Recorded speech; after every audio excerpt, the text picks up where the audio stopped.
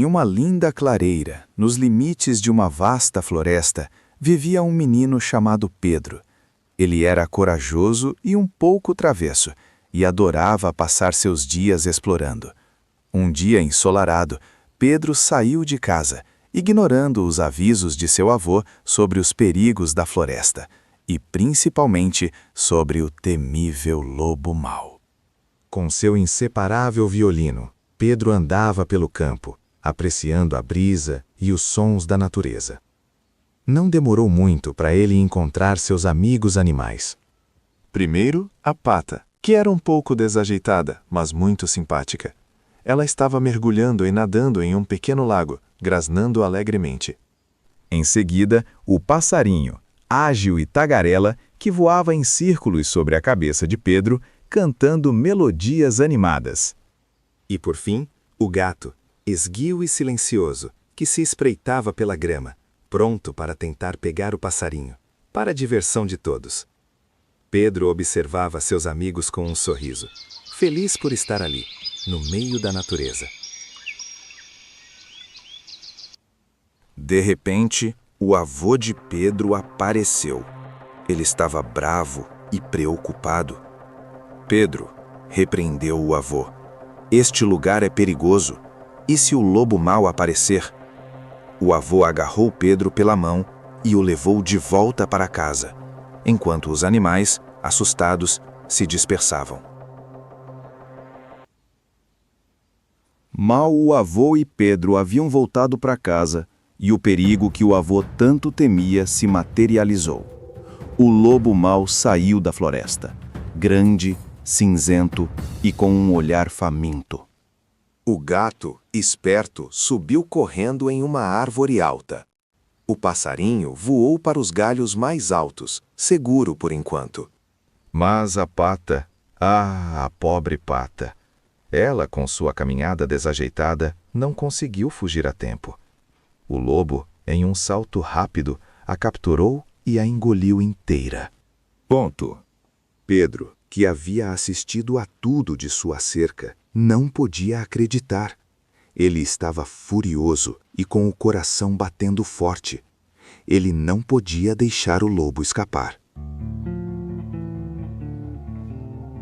Com uma ideia ousada, Pedro pegou uma corda e subiu na árvore mais próxima. Ele pediu ao passarinho para fazer voos rasantes sobre a cabeça do lobo, distraindo-o. Enquanto o lobo tentava pegar o passarinho, Pedro, com um nó certeiro, laçou o lobo pelo rabo. O lobo rugia e tentava se libertar, girando e pulando, mas Pedro segurava firme.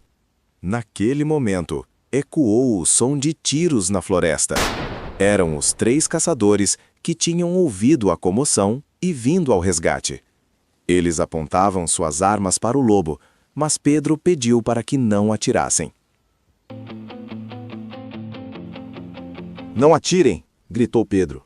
Eu já capturei o lobo. Ajuda do avô, dos caçadores e do gato, que pulou para ajudar a segurar a corda, eles amarraram o lobo mau e o levaram em triunfo. Em uma procissão alegre e barulhenta, eles marcharam para a aldeia. Pedro na frente, o avô ao lado, os caçadores orgulhosos, o gato ronronando e o passarinho voando em festa. E, é claro, o lobo mau, amarrado, sendo levado para um zoológico distante. E assim, a coragem de Pedro salvou o dia. Ele foi aclamado como um herói, e todos aprenderam que mesmo um menino pequeno pode ser muito valente.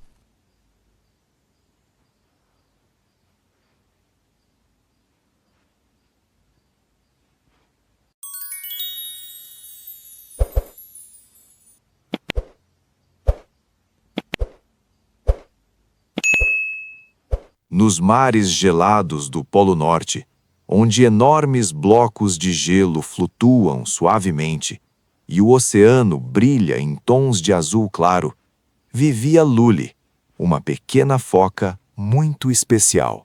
Luli era amada por todos. Peixinhos coloridos, a grande dona baleia e até as gaivotas curiosas. Mas não era por ser a mais rápida. Era por sua boa educação. Por onde passava, ela sempre dizia: "Bom dia, muito obrigada" e a sua favorita: "Por favor". Mas a pessoa mais importante para Luli era sua vovó, uma foca javelinha com movimentos lentos, mas um coração cheio de histórias. Todos os dias, Luli ajudava sua vovó a nadar pelas águas geladas. "Vamos, vovó, segure firme. Hoje o passeio será maravilhoso." Elas nadavam entre cavernas de gelo e peixes brilhantes. Luli sempre diminuía o ritmo para acompanhar a vovó, ouvindo com atenção cada história de lugares distantes. Ela sabia que ouvir também é uma forma de dar carinho. Ao fim do passeio, descansando sob o sol fraco do Polo Norte, a vovó beijava a testa de Luli. "Minha netinha, o que você faz por mim é um presente. Muito obrigada por ser tão atenciosa." Luli sentia o coração quentinho, mesmo no frio. "Vovó, eu aprendi tudo com a senhora. Foi você quem me ensinou a respeitar, a agradecer e a fazer os outros sorrirem." Com o tempo, outros animais começaram a imitar Luli. Até o senhor tubarão ficou mais gentil. E assim, entre abraços e palavras doces, elas mostraram que a boa educação pode transformar até os mares mais gelados em lugares cheios de amor.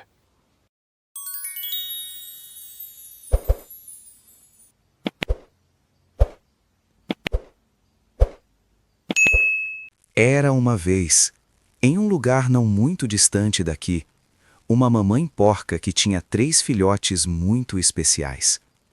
Eles haviam crescido e estavam prontos para construir suas próprias vidas, suas próprias casas e descobrir o mundo lá fora. Com um abraço apertado e muitas recomendações, a mamãe porca se despediu, observando seus pequenos partirem com corações cheios de esperança e um pouco de nervosismo. O primeiro porquinho, prático, era um pouco apressado. Ele queria logo se divertir e achou que a maneira mais rápida seria construir uma casa de palha. "Será rápido e fácil", pensou ele, enquanto carregava feixes de palha. O segundo porquinho, Cícero, era um pouco mais precavido, mas ainda gostava da ideia de brincar. Ele decidiu que uma casa de madeira seria um bom equilíbrio entre rapidez e segurança. Com suas ferramentas em mãos, começou a serrar e martelar, imaginando o quanto se divertiria depois. Já o terceiro porquinho, Heitor, era o mais esforçado e pensava sempre no futuro. Ele sabia que o mundo lá fora poderia ter perigos, então escolheu construir sua casa com tijolos resistentes. Sabia que seria mais difícil, demorado, mas o resultado final seria a sua fortaleza. Enquanto os porquinhos se dedicavam às suas construções, mal sabiam eles que um perigo espreitava na floresta. O lobo mau, com seu olhar astuto e barriga roncando, observava tudo de longe, planejando seu próximo banquete.